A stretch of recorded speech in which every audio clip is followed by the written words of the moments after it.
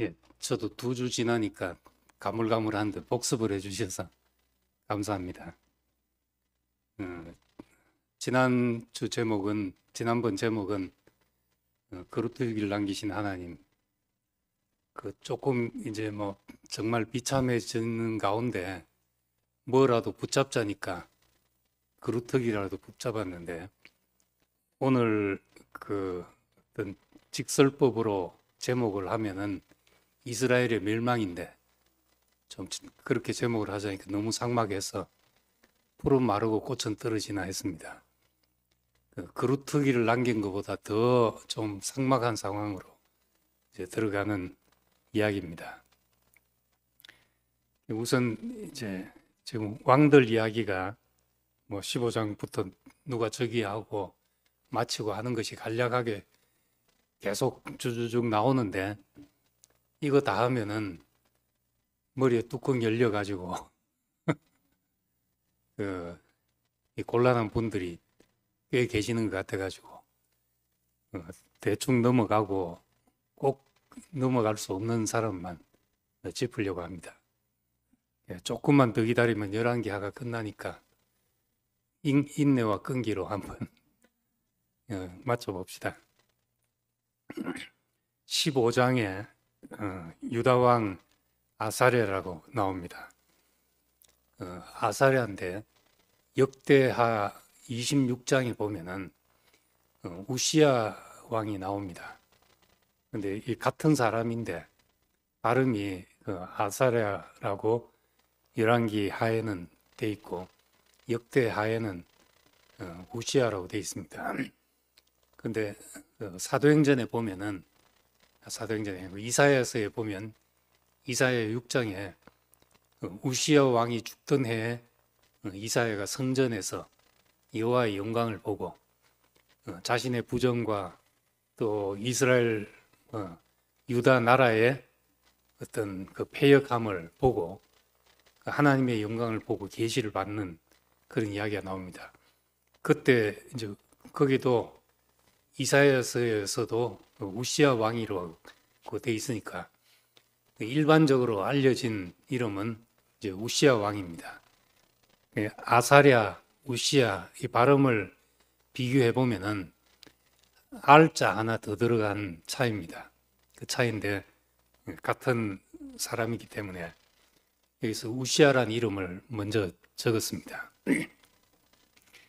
이 사람은 이제 16살에 유다 왕으로 즉위해서 52년을 통치했습니다. 아주 긴 기간을 통치했는데, 이 우시야 왕 직전에 우시야 왕의 아버지 아마시아 시대에 이스라엘 침공을 받아가지고 북왕국 이스라엘 침공을 받아서 거의 속국같이 되어버린 상황이 앞에서 나옵니다.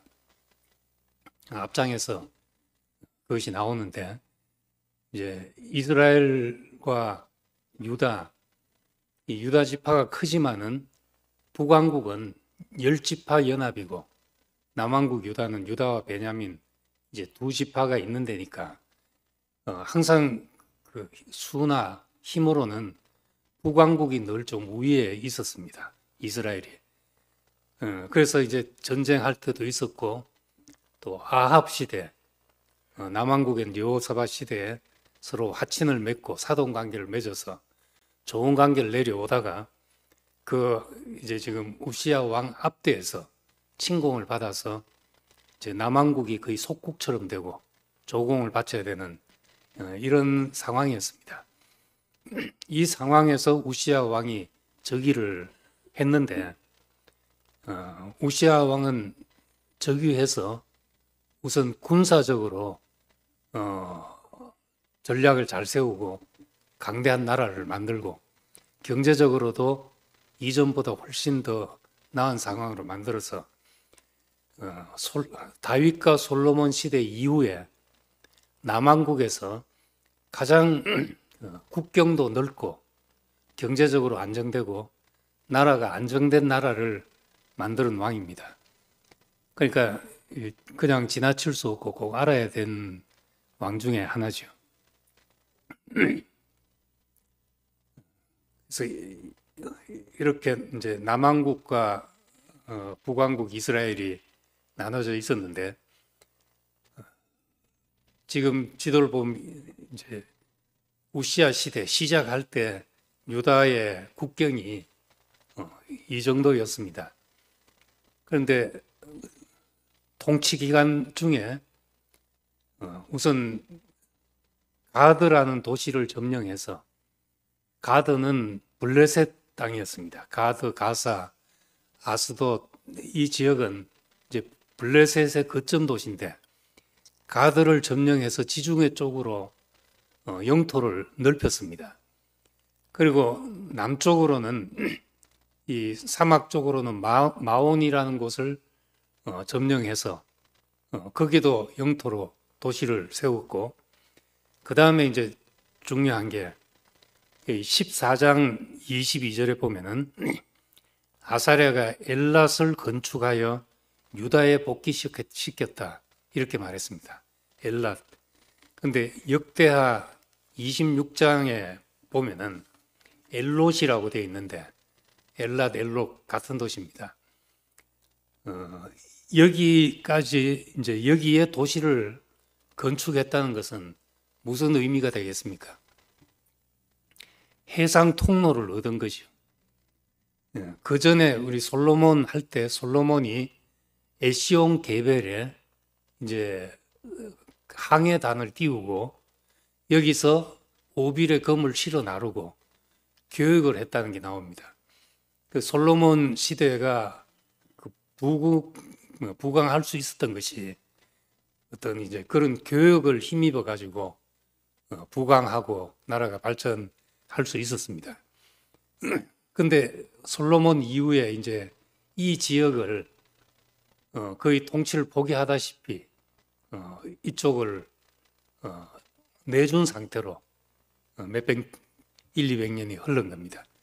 이것이 이제 우시아 왕 때에 이르러서 여기에 엘롯을 건축했다 했는데, 이 엘롯이란 도시는 이제 에시온 게벨, 솔로몬이 도시를 세웠던 에시온 게벨과 바로 인접한 도시다 이렇게 이제 알려지기도 했고, 이제 최근엔 거의 이 도시가 같은 도시라고 그렇게 알고 있습니다. 에시온 게벨은 이 도시의 옛 이름이고, 엘롯은 이제 우시아 시대의 그 이름인 것으로 이렇게 이제 알려져 있습니다. 이렇게 해서 이제 나라가 영토가 확장되고, 그 다음에는 암몬 족속에게 조공을 받았다고 했습니다. 다윗과 솔로몬 시대 조공을 받다가 그 다음 나라가 분열되고 약해지자 이제 그것을 중단하고 서로 이제 티격태격하는 정도의 나라가 되기도 했던 거죠. 그런데 다시금 이제 나라가 강해져서 주변에 조공을 받는 나라가 되고, 그렇게 해서 이 우시아 왕은 다윗 솔로몬 이후로 왕국이 분열된 이후로 가장 군사적으로 경제적으로 안정된 나라를 이룬 그런 왕으로 이제 꼽고 있습니다. 그리고 여호와 보시기에 정직히 행하여 이렇게 말합니다. 여호와 보시기에 정직히 행하여. 이스라엘의 선왕 중에 한 사람이죠. 그렇지만 산당은 제하지 못하더라. 역시 그 꼬리표가 붙는 왕이었습니다. 근데 그 열왕기서는 남왕국, 북왕국 역사를 다 같이 이야기해 놓은 역사책입니다. 그런데 역대상하는 다윗의 계통만 얘기한 그런 왕입니다. 북왕국 이야기는 안 하니까 북왕국에 있었던 엘리야, 엘리사 이런 선지자 이야기도 역대하에는 없습니다. 그런데 이제 남왕국에 대해서는 역대하가 더 소상히 기록해 놓고 있습니다. 그래서 열왕기하 15장에서 이 아사라 왕에 대해서 읽어보면은 별 얘기가 없습니다. 그냥 여호와 보시기에 정직히 행했으나 산당을 없애지 못했다. 그리고 몇 년을 통치하다가 말년에 나병 환자가 돼가지고 죽었다. 이야기가 밖에 없습니다. 근데 이 이야기가 이제 역대하 26장에 보면은 좀 더 상세하게 돼 있습니다. 그래서 엘롯이라는 도시를 엘롯을 건축했고 역대하 26장에 가보면은 16세에서 저기 해서 52년을 다스렸고 그 다음에 하나님의 묵시를 밝히 아는 스가랴가 사는 날에 하나님을 찾았고 그가 여호와를 찾는 동안에는 하나님이 형통하게 하셨더라. 이런 말이 이제 나옵니다. 앞에 이제 요아스 왕이 어릴 때 그 여호야다라는 제사장이 이 누구면 아사랴 여왕이 그 누굽니까 이세벨의 딸이죠. 이 여왕이 자기 손자들까지 다 죽이고 왕위를 저기하려고 할 때 요아스를 숨겨가지고 키워서 결국 어느 정도 이제 큰 다음에 이제 왕으로 즉위시키고 뒤에서 선왕이 되도록 이렇게 지도한 이야기가 있었습니다. 예, 그렇듯이 이 우시야 왕 뒤에는 스가랴라는 선지자가 있었습니다. 그래서 스가랴가 사는 날 동안은 늘 하나님을 찾는 왕으로 이렇게 살았다. 이렇게 말합니다. 그러니까 우리는 이제 이 세상에 뭐 우리는 다 나로 말미암아 잘 되고 싶어 하지만은 독불 장군이 다 없고 우리 옆에 내가 어떤 사람이든지 간에 우리 옆에 그 나를 하나님의 말씀 안에서 나를 인도할 멘토가 있다는 것은 그건 축복이죠. 그래서 늘 내가 아무리 뭐 하나님 앞에 정직히 행한 사람이고 내 계시가 밝다 하더라도 사람의 생각은 늘 한계가 있기 때문에 그 함께 얘기하고 어떤 조언을 구하고 나에 대해서 직언을 해주고 할 사람이 있다는 것은 인생에 너무 귀한 축복인 겁니다.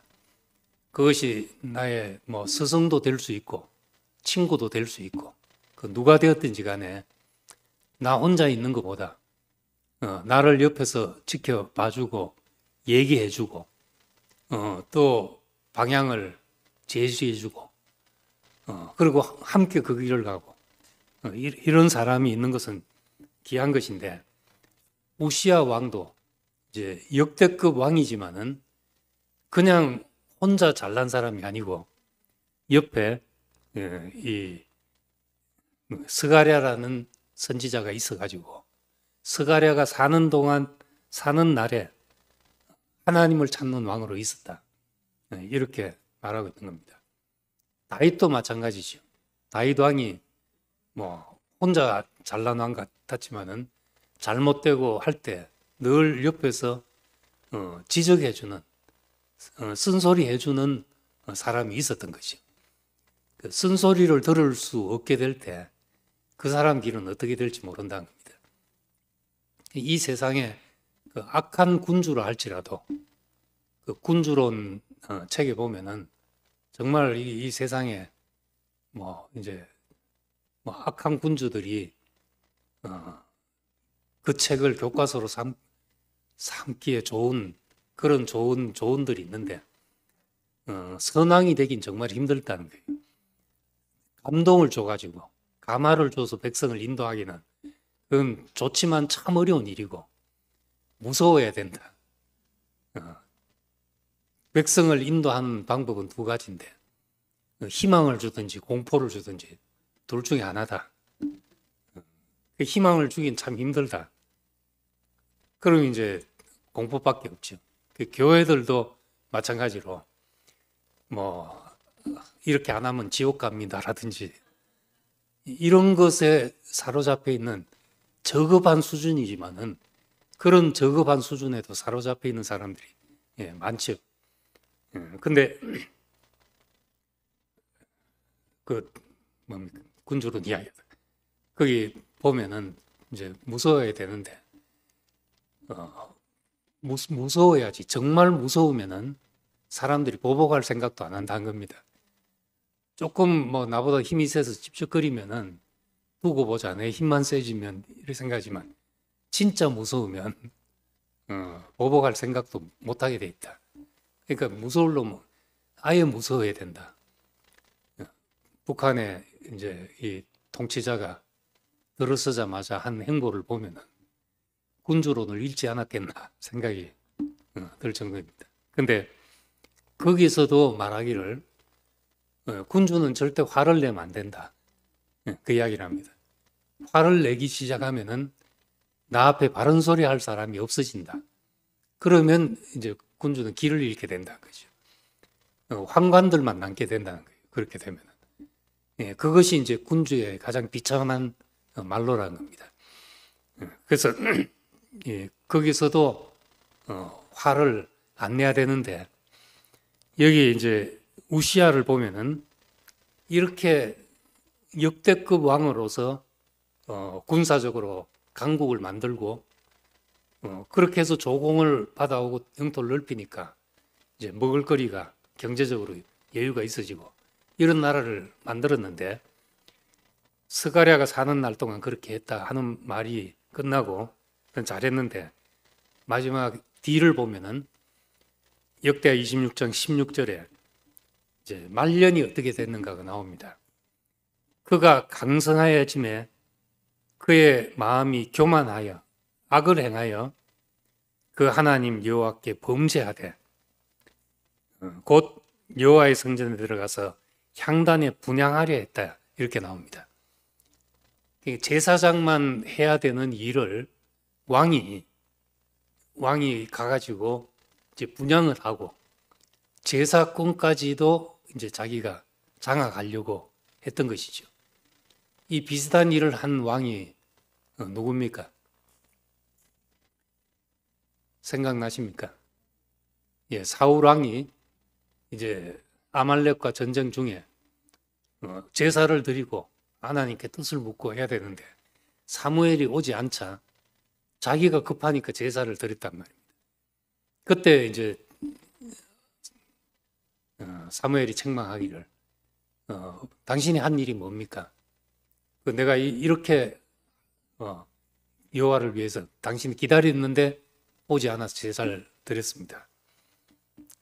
그때 이제 순종이 제사보다 낫고 이런 말들이 나옵니다. 그러니까 자기 위치를 이탈한 그 왕의 이제 말로를 보여주는 것이요. 우리가 볼 때는 뭐 아무것도 아닌 일 같잖아요.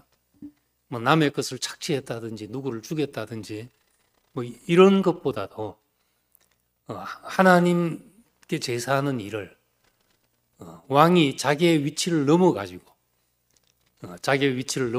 그 일에 손댄 것이 다른 인간이 생각하는 어떤 죄보다도 더 크게 여겨졌다는 겁니다. 그래서 이제 분향하려 할 때 우시아가 분향하려고 하는데 17절에 보면 제사장 아사랴가 여호와의 용맹한 제사장 80명을 데리고 그의 뒤를 따라 들어가서 이렇게 말했습니다. 그 용맹한 제사장 80명을 데리고 들어갔다는 말은 무슨 뜻이겠습니까? 지금 뭐 전쟁하러 간 것도 아니고 왕한테 직언하기가 그만큼 힘들었단 말이거든요. 이게 어려운 일이죠. 권력을 가진 왕 앞에 직언하기가 참 어려운 일인데 제사장 아사랴가 용맹한 제사장 80명을 데리고 따라가서 우시아 왕 곁에 서서 우시아에게 이르기를 우시아여 여호와께 분향하는 일은 왕이 할 바가 아닙니다. 오직 분향하기 위하여 구별함을 받은 아론의 자손 제사장들이 하는 일입니다. 당신이 할 일이 아닙니다. 이렇게 하니까 이제 왕이 그렇게 하면서 왕이 범죄하였으니 여호와께서 영광을 얻지 못할 것입니다. 이렇게 이제 이것도 혼자 가기는 너무나 이제 왕한테 왕을 야단치러 가는 거니까 힘들지 않습니까? 그래서 80명을 데리고 가서 이 말을 한 거죠. 그랬더니 이제 19장에 우시아가 화를 내니 향로를 붙잡고 분향하려다가 제사장들이 와서 그러니까 화를 내니 그가 제사장에게 화를 낼 때 여호와의 전한 향단 곁 제사장들 앞에서 그 이마에 나병이 생겼다, 문둥병이 생겼다 이랬습니다. 구약이니까 이제 이렇게 인과관계를 지어가지고 이야기를 하고 있습니다. 열왕기하 15장에서는 그냥 노년에 나병이 생겨가지고 문둥병에 걸려서 살다가 죽었다 이 이야기밖에 없는데 역대하 26장에서는 왜 문둥병이 걸린지를 이렇게 설명하고 있습니다. 그 자리에서 다윗 같았으면은 선지자가 와서 책망할 때 바로 무릎 꿇고 회개했죠. 그 점이 이제 참 다른 점이라고 볼 수 있습니다. 그런데 이 강해지니까 마음이 교만해져서 악을 행해서 하니까 화가 난다는 겁니다. 선악과를 먹고 내가 내가 판단의 주체가 되고 내가 하나님 같이 되려 한 사람에게 나타나는 첫 정세가 뭡니까? 가인이 화가 났던 거죠. 안색이 붉어지고 얼굴빛이 변하고 안색이 붉어졌다. 열받았다는 말입니다. 주신 자도 여호와시고 취하신 자도 여호와시다. 그런 생각을 했더라면 안색이 붉어지고 이렇게 될 리가 없죠.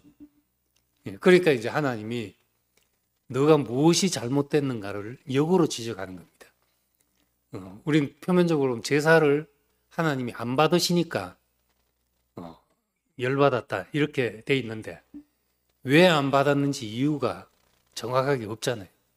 그런데 하나님 거꾸로 열받는 그걸 보고 네가 하나님 앞에 합당하면은 왜 얼굴이 붉어지겠냐? 네가 위치를 이탈한 사람이기 때문에 그렇지 않냐? 그렇게 역으로 말한다는 겁니다. 여기서도 역으로 그렇게 드러난 거지. 화를 내고 분향을 하면서 말리니까 화를 내고 있었던 겁니다. 그래서 이제 문둥병이 걸려서 죽을 때까지 별실에 가다가 죽어서 다윗의 묘실에도 묻히지 못하고 옆에 있는 묘실에다가 왕실에 묻히지 못하고 옆에 있는 묘실에 묻혔다 이렇게 이제 말년이 기록되어 있습니다. 유다 왕들을 보면은 처음부터 끝까지 온전한 왕이 참 거의 드뭅니다.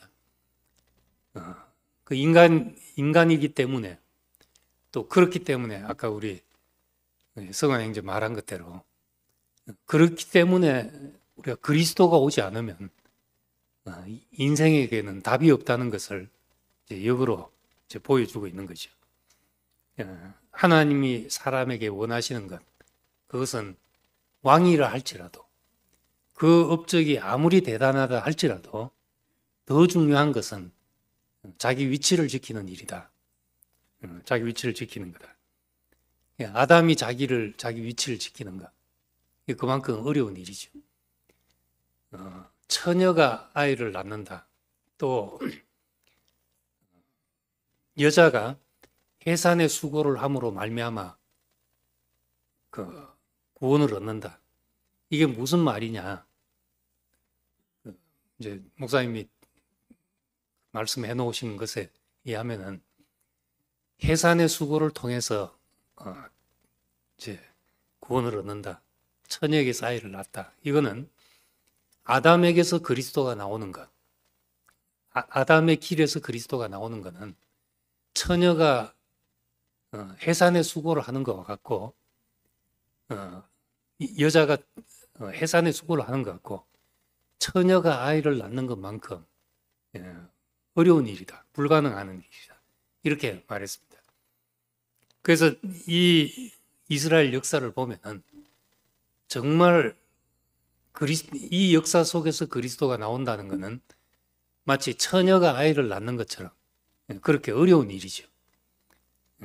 그 유다나 이스라엘 마찬가지로 우리가 그렇기 때문에 역으로 우리는 그리스도를 기다리게 되고 하나님의 영원한 목적이 역사가 아니라 그 인격 속에 이루어지는 이제 그 길로 하나님의 경륜이 전환될 수밖에 없었던 것을 이제 보게 됩니다. 우시야 왕을 뭐 이름 정도는 알아놔야 될 그런 왕입니다. 이사야 때도 이사야서에서도 나오고 우시야 왕이 죽던 해 이렇게 말하는 것은 그만큼 이 왕의 죽음이 사회적으로 엄청난 유다 국가적으로 엄청난 파장이 생길 만큼 중요한 왕이었던 것을 이제 그렇게 말해주고 있는 것입니다. 그 다음 이제 어떤 왕이 즉위하고 또 죽고 하는 이야기가 쭉 나오고 17장에 가서 이제 이스라엘이 멸망하는 이야기가 나옵니다. 이스라엘 왕은 여로보암으로부터 시작해서 19대 19왕이 진행이 됩니다. 대부분 이제 2, 3대에 이렇게 마감을 하게 되고 유일하게 예외적으로 예후 왕조만 4대를 가게 됩니다. 그건 이제 성경에 이제 지나간 역사의 평가로는 하나님이 아합의 집안을 심판하기 위해서 그렇게 하셨다. 이렇게 이제 해석을 하게 됩니다.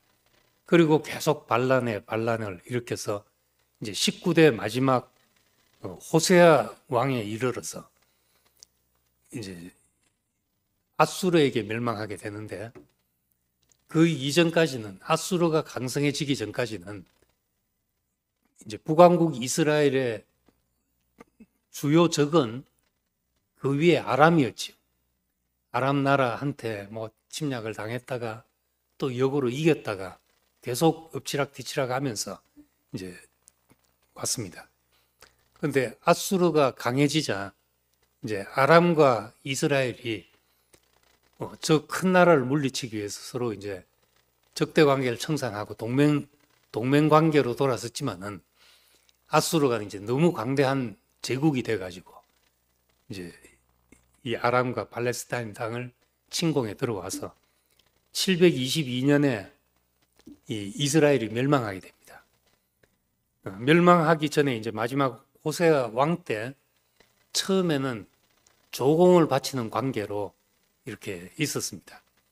그러다가 이제 남쪽에는 애굽이 있고 이집트가 있고 하니까 양쪽 사이에서 이제 마치 강대국 사이에 끼어서 어느 나라 편도 들기 힘든 어떤 나라처럼 여기도 이제 그런 처지가 돼서 아수르에게 조공을 바치다가 이제 애굽하고 힘을 합쳐야 되겠다 해서 애굽하고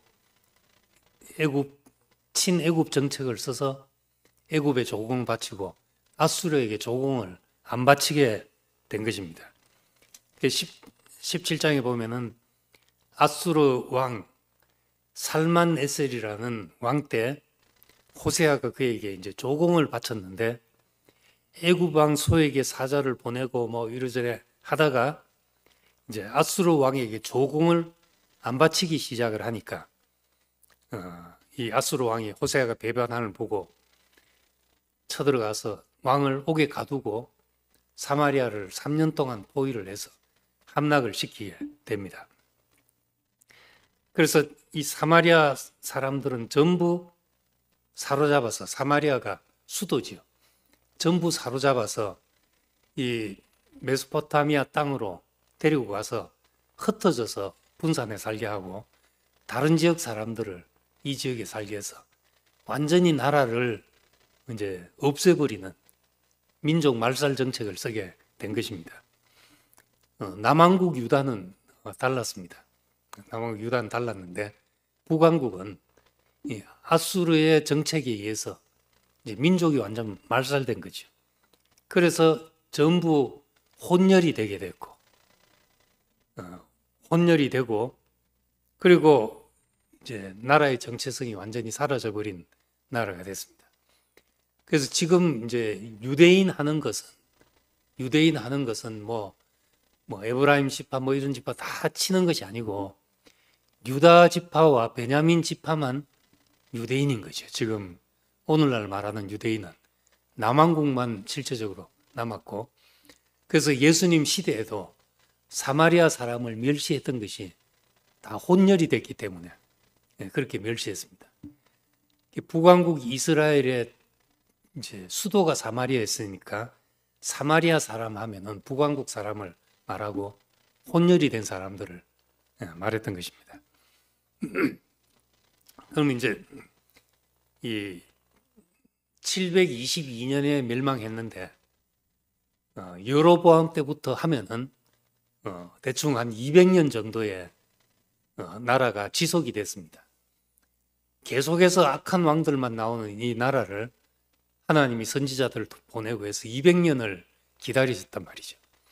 그러다가 이제 나라가 망했는데, 엘리야가 있고, 또 엘리야가 있을 때는 하나님이 그래도 남겨진 7천이 있다, 이런 말씀을 하실 수 있었고, 엘리사가 활동할 때 우리가 이 성경을 보면서 그래도 하나님께서 그루터기를 남겨놓으시는구나, 뭔가 하나님이 이 역사 속에 관여하고 계시고 이러고 있다, 이런 거를 이제 우리가 이제 보는데, 이제 결말이 완전히 멸망이 돼 버렸죠. 그럼 이건 뭐냐? 하나님의 나라가 완전히 망했다.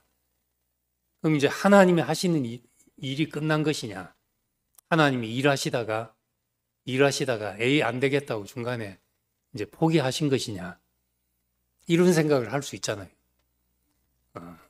그러니까 모세 시대에 광야에서 계속 이스라엘 백성들이 거역을 하니까 하나님이 말하기를 내가 이 족속을 다 멸해버리고 너로 다시 시작하겠다, 이렇게 말했습니다. 그러니까 모세가 이제 중보의 기도를 하면서 그렇게 하시면 사람들이 뭐라고 하겠습니까? 자기 백성을 광야로 데리고 와서 광야에서 죽게 하는 하나님이다, 그 소리밖에 더 듣겠습니까? 당신의 이름을 위해서 이 백성을 보존하십시오, 해주십시오, 이런 기도를 했습니다. 그래서 또 넘어가고 했는데, 여기서는 이제 결국 이스라엘은 하나님의 나라로 일컬음 받던 이 이스라엘과 유다가 갈라져서 이름은 이스라엘이라는 이름을 계속 가지고 내려왔잖아요. 근데 200년 만에 이 나라가 이제 망하게 됐던 겁니다. 이 망하는 원인을 우리가 생각해 보면은 지금 결과가 다 혼혈이 되는 것으로 끝이 났잖아요. 그럼 이것이 그냥 끝에 그래 된 것이 아니라 시작부터 그 혼합주의의 길을 걸어오게 됐던 겁니다. 이 이스라엘 백성은. 그래서 계속 우상을 섬겼다, 뭐 바알을 섬기고 아세라를 섬기고 이렇게 한 것은, 그것은 원래 가나안 땅에 있던 가나안 토착민들이 섬기던 그것을 그대로 받아들여 가지고 했던 것이죠. 이 가나안 문화라는 것은 농경 사회잖아요. 가나안은 이스라엘이 이제 들어올 때 이스라엘 백성은 유목민이었습니다. 여호와 하나님은 말하자면 유목민의 하나님이었던 것이요. 그런데 농경 사회에 들어오니까 지금은 이제 농사가 1차 산업이지만 그 당시는 훨씬 더 농경 사회가 풍요로운 사회였습니다. 왜냐하면 농경 사회는 정착해서 사는 곳이잖아요. 정착해서 살자니까 좋은 땅을 차지하면 정착하게 되는 거죠. 좋은 땅을 차지한 민족이 정착해서 사는 곳이 가나안이었고, 그에 비하면 이스라엘 백성들은 우리는 유리하는 아람 사람들로서 그 신명기 26장에 보면 그렇게 고백되어 있습니다. 우리는 유리하는 아람 사람이었다. 우리 조상은 유리한 아람 사람이었다. 그 말은 뜨돌이 유목민이었다. 이런 말입니다.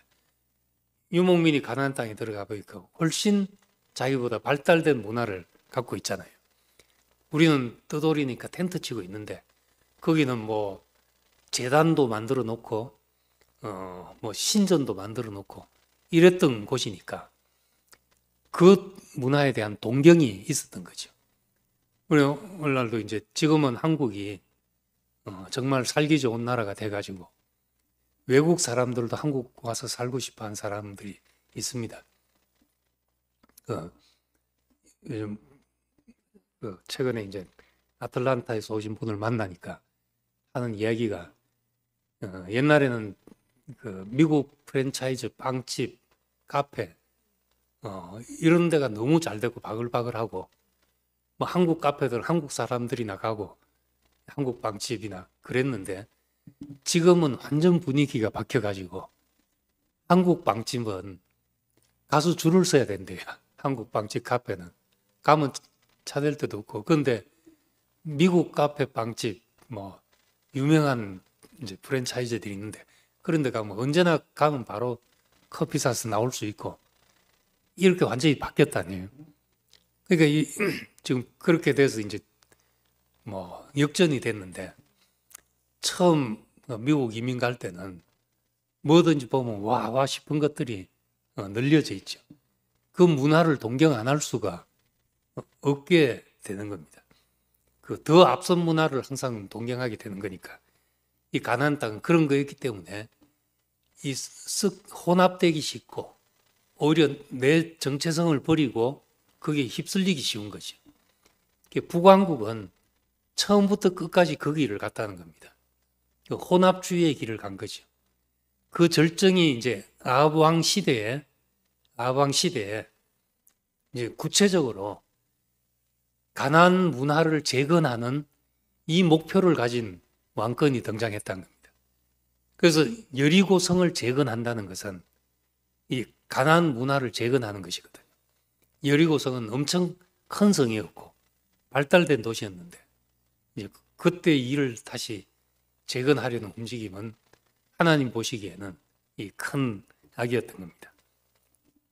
그래서 우리는 이 이스라엘의 멸망, 북왕국 이스라엘은 그 어느 왕 예외 없이 다 가나안 토착 종교를 받아들여서 혼합주의의 길을 갔고 그 결과로 나라가 망했을 때 혼혈이 되는 것으로 끝나버린 나라가 된 것입니다.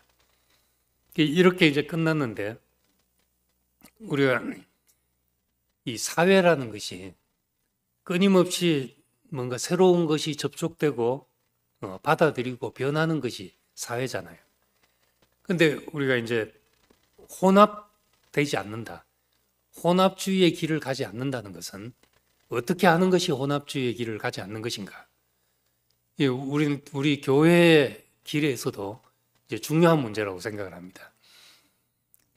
혼합주의의 반대말은 순혈주의의 길을 간다든지 쇄국을 한다는 말이 아니라 혼합주의의 반대는 토착화라고 볼 수가 있습니다. 그래서 이제 쇄국 정책을 편다든지 뭐 순혈주의로 가는 것은 역사 속에서 빨리 망하는 길입니다. 신라도 뭐 성골, 진골 하면서 자기들끼리 결혼하고 하다가 나중에 망하는 이유가 그것이었거든. 근친끼리 결혼하고 하다가 결국 망한 거죠. 그게. 그러니까 순혈주의나 또 쇄국 정책을 펴라는 말이 아닌 겁니다. 이제 우리 교회에서 드는 예를 들자면은 씨가 뿌려지면은 그 땅과 결합하게 돼 있거든요. 그 토양이 어떠냐에 따라서 그 씨가 발현되는 것이 다 다르다는 겁니다. 그래서 씨도 중요하지만 밭도 중요한 거죠. 이것이 이제 비유로 인삼을 심는데 똑같은 인삼씨를 개성에 심은 거하고 풍기에 심은 거하고 성분이 다르다 그러잖아요. 그건 씨가 달라서가 아니고 토양이 달라서 그런 것이거든요. 그럼 기독교가 전파될 때도 예루살렘으로 시작된 것이 이방 땅으로 오니까 뭔가 달라지지 않으면 안 됐던 것이. 예루살렘에서는 율법주의를 고수하면서도 그러면서도 그게 복음을 받아들이고 뭐 이런 상태가 됐거든요. 근데 이제 소아시아로 해서 바울이 복음을 전해보니까 그 예루살렘 교회를 그대로 전해가지고는 되지 않는다는 겁니다. 그러자면 이제 할례도 받아야 되고 뭐 이거 먹지 마라 저거 먹지 마라 이렇게 해야 되는데 그러자니까 이방인들이 받아들일 수 없게 된 거죠. 그래서 정말 중요한 본질만을 남기고 다른 것은 자유를 주자. 뒤로 이제 기독교 역사가 그런 경험을 수없이 해가면서 나온 구호가 본질적인 것에서는 일치를, 비본질적인 것에서는 자유를, 그리고 다른 모든 것에서는 자비를, 이제 이런 구호가 나오게 된 것입니다. 우리의 문화까지도 그대로 다 주려고 하면은 이거는 이제 복음이 전파되지가 않기 때문에 그렇게 된 거죠. 그래서 소아시아에 전파된 교회가 다르고 로마에 전파된 교회가 다르고 영국에 가서 달라지고 미국에 가서 달라지고 이렇게 된 것입니다. 그 달라진 것 속에는 변질된 것도 있죠. 변질된 것도 있지만은 그렇지만 이제 변질되는 거하고 다시 말해서 혼합되는 거하고 토착화되는 것이 뭐가 다른가? 토착화되는 거. 혼합되는 것은 내 근본 정신이 없이 그냥 뒤섞이는 것이 혼합되는 것입니다. 근데 토착화되는 것은 내 근본 정신을 가지고 옷을 바꿔 입는 것과 같은 것이죠. 거기에 형편에 맞게 비본질적인 것에는 자유를 가지고 유연하게 대처하는 것이란 겁니다. 그래서 바울이 이제 고린도 교회 가서 뭐 이것저것 복잡한 문제들이 생길 때 예수 그리스도와 십자가에 못 박힌 것 외에는 내가 알지 않기로 작정했다. 이렇게 하는 것은 그것만을 남겨놓고 다른 것은 다 이러든지 저러든지 이렇게 해야 된다는 거예요. 제가 이제 우리 말씀을 듣고 나가서 이제 목회하시는 분들이 있습니다. 우리 교회 오면 참 이게 뭐 헌금 강요하는 것도 없고 뭐 꼭 성수주의를 하라는 것도 없고 보통 교회들이 유지되는 두 가지 이제 큰 그게 성수주의과 그다음에 이제 11조 하는 거. 이 두 가지가 교회를 유지하는 아주 큰 힘이죠. 모든 교인이 10분의 1을 한다. 이게 큰 재정이 되고 그리고 일요일은 꼭 교회 가야 된다. 이게 얼마나 사람들 동원하는데 중요한지 모르는데 우리가 그것을 포기하고 이만큼 모였다는 건 대단한 것이거든요. 이만큼 한 건. 근데 이제 이런 것을 나가가지고 이제 목회를 한 것, 우리 교회를 보고 가서 11조 꼭 뭐 의무적으로 할 거 없다. 예배 의무적으로 그렇게 드릴 거 없다. 이렇게 형식부터 바꾸려고 하던 분들은 이제 많은 경우 대부분 실패를 하게 됩니다. 형식을 바꾸고 나면 그럼 뭐 하란 말이냐 이렇게 되는데 최근에 이제 한 분 아주 지혜로운 목사님 이야기를 들으니까 다른 것은 다 하자는 대로 다 하고 오직 복음만 우리가 구속의 복음만 전한다는 거예요. 그리고 다른 것은 장로님 하자는 대로 하고 해달라는 대로 하고 뭐 축복기도 해달라면 축복기도 해주고 뭐 자식을 위해 기도해달라면 기도해주고 뭐 축도하라면 하고 딴 건 다 하고 오직 그 구속의 복음만을 자기가 하는데 지금은 사람들이 너무너무 좋아한다는 거죠. 그렇게 좋아하고 이제는 뭘 하자 해도 이제 거꾸로 목사님 좋은 대로 하십시오 이렇게 나올 정도가 되더라는 거예요.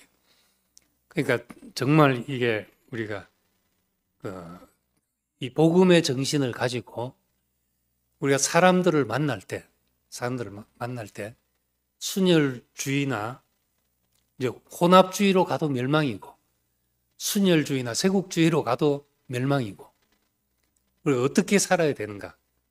그건 이 구속의 복음을 가지고 다른 모든 것에 관용과 자유를 주고 그렇게 유연하게 사는 길밖에 없는 거죠. 자식을 키울 때든지 뭐 친구를 사귈 때든지 뭐 이 한 가지만 내가 지켜진다면 다른 거 다 내 뜻대로 해라. 그럴 수 있잖아요. 그러면 이 세상에 이제 얼마나 편하게 되는지 뭐 다 네 마음대로 하라 이러면 뭐 혼합이 돼버리는 것이죠. 우리의 그 복음만 확실하다면, 옛날에 한번 목사님 그런 이야기를 했습니다. 어떤 형제가 묻는 데 대해서 뭘 할까요? 묻는데 복음만 확실하다면, 그야말로 복음만 확실하다면 무엇을 해도, 그야말로 무엇을 해도 좋다. 무슨 일을 해도 좋다. 이런 말씀을 하신 적이 있거든요. 그래, 이스라엘의 멸망을 보면서 다시 한번 이제 그 길을 생각하게 됩니다. 그리고 이 하나님의 이스라엘이 사라졌다고 하나님의 계획과 하나님의 약속이 사라진 것인가? 우리가 그것도 참 의문이잖아요. 이 여호와의 나라, 이 나라가 멸망했는데, 물론 이제 열 지파가 세운 나라가 이제 망하고 혼혈이 되고 이제 역사 속에서 자치를 감추게 되어서 한편으로는 남왕국 유다를 남겨놨다. 유다 다윗에게 한 약속은 하나님 남겨놨다 하지만 그것만으로는 참 빈약하고, 그럼 12지파는 무슨 의미가 있었으며 뭐 야곱의 12아들들이 무슨 의미가 있냐 이럴 수 있잖아요. 근데 어찌되었든지 지난 시간까지는 그루터기를 남기시는 하나님 이렇게 했는데, 우리는 이사야서에 있는 말씀대로 푸른 마르고 꽃은 떨어지되 하나님의 말씀은 세세토록 있도다. 가을이 되면 식물들은 그냥 다 죽은 것 같죠. 근데 신기하게 봄이 되면 또 싹이 돋아 나거든요. 그렇듯이 역사 속에서도 하나님의 약속은 우리의 어떤 공동체가 사라졌다고 사라지는 것이 아니고, 하나님은 또 어디서 그 역사를 일으키는지 모르는 일입니다. 저는 참 신기한 것이 목사님이 어떤 워치만리 책에서 어떤 그 인격의 소망을 보시고 이렇게 새로운 사의 길이 열려서 이렇게 오게 됐단 말이죠. 그런데 이 길을 이렇게 한 것을 워치만리는 전혀 모르고 있죠. 예, 보기도 전에 죽었거든요. 죽었고 전혀 모르는 곳에서 자기도 모르는 일이 이렇게 생겨났고, 또 어떤 사람들은 이제 워치만리를 개성한다고 뭐 하면서 쭉 내려온 사람들도 있다는 겁니다. 근데 우리가 볼 때는 정말 그 정신이 여기서 더 확실하게 꼽혔다. 우리는 이렇게 생각하잖아요. 근데 이 사실을 그 동네에서는 전혀 모르고 있는 사실이죠. 그러니까 저는 이제 혹시라도 우리는 우리 이 교회가 지속되고 사회가 영속돼서 정말 대대로 이 아름다운 것을 누리기를 원하고 하지만은 우리가 모르는 일이고, 우리는 이렇게 살더라도 어디서 또 진짜 이 정신이 꽃이 필지는 우리 아무도 모르는 겁니다. 좀 전에 말했던 그런 어떤 목사님이 이 말씀을 듣고 가져가서 정말 그 정신을 살려내서 거기서 더 참 온전한 무엇이 나올지 우린 모르는 일인 거죠. 이 말은 뭐 우리는 아무렇게나 돼도 된단 말이 아니라 그렇게 생각해야 우리도 정신을 차리죠. 하나님의 촛대는 언제라도 움직일 수 있다 생각해야지 우리가 하나님의 경륜의 중심 안에 있는 것이 무엇인지를 알고 그것을 확실히 붙잡게 된다는 겁니다. 그래서 하나님의 약속과 하나님의 경륜은 땅에서 표면적으로 푸른 마르고 꽃은 떨어지더라도 주의 말씀은 영원하다, 세세토록 있다, 이렇게 말한 것처럼 우리는 그 믿음을 갖고 있게 되고, 역사 속에서 과거에 있다가 표면적으로 없어진 것이라 해도 완전히 없어진 것이 아니라 현재 속에 고스란히 남아있는 게 있거든요. 우린 조선이란 나라도 없어졌고 고려란 나라도 없어지고 신라란 나라도 없어졌는데, 지금 이제 대한민국 땅에 뭐 화랑의 정신이 육사에도 남아있고 조선의 선비 정신이 아직도 경상도 문화 곳곳에 남아있고 그렇게 있는 거예요. 뭐 꼭 좋은 의미에서 그런 건 아니지만은, 그렇지만 제가 이야기하고자 하는 것은 표면적으로 있냐 없냐가 중요한 게 아니라 하나님의 약속이 살아있냐 없냐 하는 것이 이제 중요한 문제인 겁니다. 그래서 오늘 이 이스라엘 역사를 통해서 이스라엘은 오늘날 교회의 거울로서 우리가 볼 수 있는 겁니다.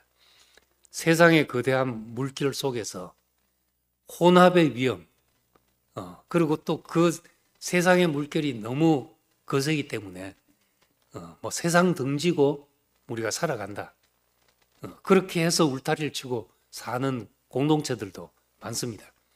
근데 그것도 아니고 진짜 하나님의 말씀에 그 정신을 붙들고 그 본질을 붙들고 우리는 결국 땅에 발을 딛고 살아야 되는 거죠. 우리 대부분의 시간을 우리가 세상이라고 말하는 곳에서 보내고 있거든요. 직장 생활을 하고 그러고 보내고 있다는 겁니다. 그 시간이 많다고 해서 우리 인생의 정신이 거기에 팔리는 것은 또 다른 문제인 거죠. 세상에 예수님께서 제자들을 위해서 기도할 때 저희를 데려가려 하심이 아니라 보존하려 하십니다. 세상에 있지만 세상에 속하지 않은 사람으로 그렇게 있게 하기 위해서 그런 것이다 한 겁니다. 그래서 우리는 우리에게 나타난 것은 때로 사라지고 한다 할지라도 우리에게 주신 생명은 영원하다. 하나님의 경륜의 영원한 것을 우리는 이 시대에 지금 살아내고 영원한 경륜 속에서 우리는 지나가는 사람들로 이제 그렇게 여기고 사는 것입니다. 그래서 이스라엘이 망한 지금 뭐 슬픈 이야기를 하고 있지만은 그것이 이제 단지 그렇게 끝난 것이 아니라 그 하나님의 약속이 없어진 것이 아니다는 것을 우리 또 말씀 속에서 보게 되죠. 우리에게 주신 그 은혜와 생명은 영원히 흘러가는 소망을 갖게 됩니다. 주님을 찬양합니다.